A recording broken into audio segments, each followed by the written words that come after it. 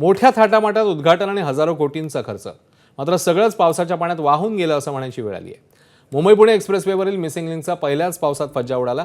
आधी खड्डे आणि आता थेट मार्गावर दरड.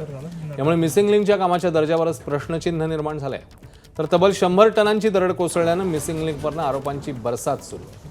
रात्रीची वेळ असल्यामुळे यात कोणतीही जीवितहानी झाली नसली तरी यामुळे पुण्याहून मुंबईकडे येणारी लेन बंद झाली.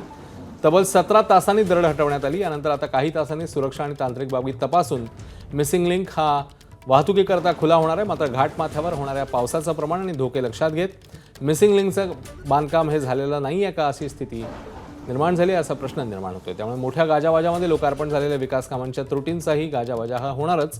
तर सर्वसामान्यांच्या जीवाला थोडी किंमत दिली तर राजकारणी त्या समाजकारणाची भाषा करतात, त्याचा प्रत्यक्ष प्रत्यय येऊ शकेल. मिसिंग लिंकचं जे झालेलं आहे ते त्याच्या अगोदर त्याच्या दारावर तिथे दरड कोसळल्यामुळे खरं तर तो म्हणजे रस्ता बंद झालेला होता आणि आता ते पूर्ण मलबा काढून रस्ता मोकळा करण्यात आलेला आहे आणि आता वाहतूक व्यवस्थितपणे चालू आहे. काही चौकशी करणार आहात का? दोषी असेल तर कारवाई करणार? अपातग्रस्त या परिस्थितीमध्ये अचानक एवढा पाऊस झाल्यानंतर जी परिस्थिती आहे त्याची मी पहिली माहिती घेते आणि आपल्याला त्याच्यानंतर बोलते.